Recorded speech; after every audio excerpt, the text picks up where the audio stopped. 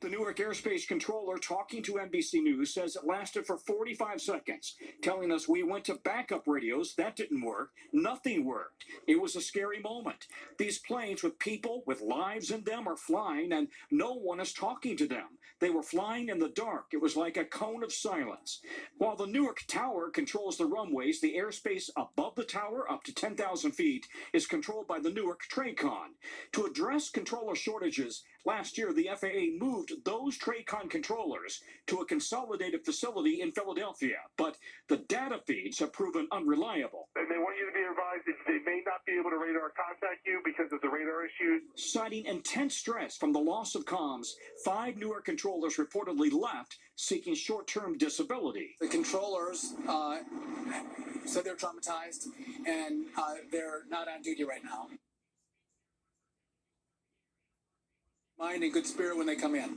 It's an intense job. Again today, flights leaving for Newark were delayed more than 4 hours. The airport and FAA blame equipment failures, runway construction, weather, and a shortage of controllers. But bringing in controllers from other facilities is not a fast option.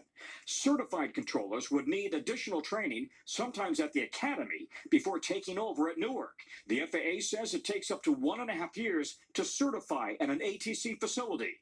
But for anyone traveling through Newark, frustration. This is like 3 extra layers of stress. The FAA warns it could last for months. And Tom, how is the FAA trying to reassure travelers tonight? Yeah, the FAA insists the system is safe. It is slowing traffic into and out of Newark. As you know, United canceled nearly 3 dozen flights, daily flights. The bottom line is the ATC system is going to be overhauled, according to the DOT, but that will take years, maybe 3 to 4 years to get it completed, Lester. All right, Tom Costello, thanks. Now to breaking news, the alarming new military confrontation between India and Pakistan. And President Trump just speaking out about it as well. Keir Simmons is tracking it for us tonight. Keir, what's the latest? Well, Lester, tonight, India says it has targeted 9 sites, quote, hitting terrorist infrastructure. In new video, explosions can be seen and heard in what Pakistan says is 3 areas, saying civilians, including a child, have been killed. We're also getting in this new video of chaotic scenes in a Pakistan hospital. Tensions between the 2 nuclear-armed force powers soared after a deadly militant attack on tourists on Indian-administered Kashmir last month. There has been a long-running dispute over Kashmir between India and Pakistan for decades. And tonight, Lester, Pakistan just said it shot down 2 Indian jets. All of it a major test for President Trump, who tonight said, it's a shame. I just hope it ends very quickly. Lester? All right, Keir Simmons with that breaking news. Thank you. We turn now to the high-stakes meeting at the White House. President Trump welcoming Canada's new leader amid his trade war with our ally. Gabe Gutierrez has the latest. Once close allies, now feuding neighbors. Today, President Trump and Canada's new Prime Minister, Mark Carney, met at the White House despite mounting tensions. Mr. President, you have said that Canada should become the 51st state before you join us. No. Well, I still believe that, but you know, takes 2 to tango, right? But no, I do. I mean, I believe it would be a massive tax cut for the Canadian citizens. That's when Carney spoke up.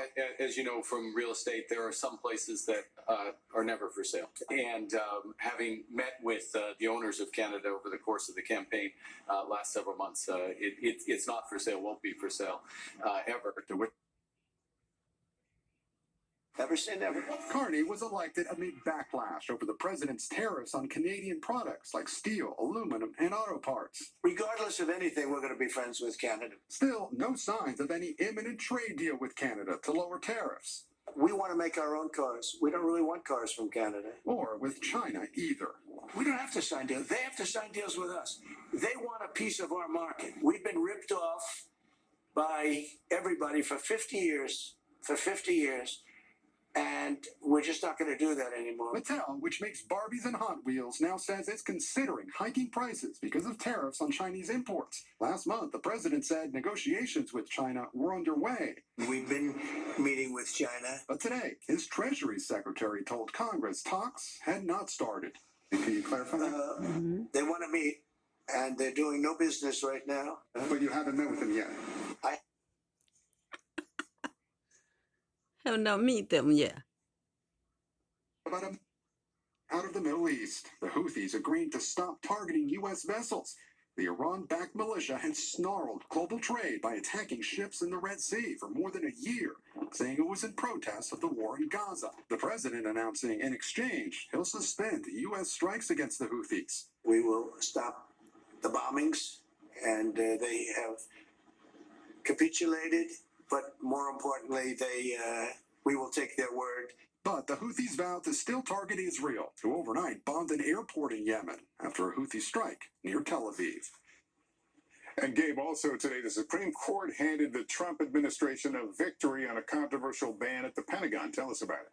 Yes, Lester, the Supreme Court is allowing President Trump to implement his ban on transgender people serving in the military, at least for now, while litigation continues. Lester? Gabe Gutierrez, thanks. Motown legend Smokey Robinson facing allegations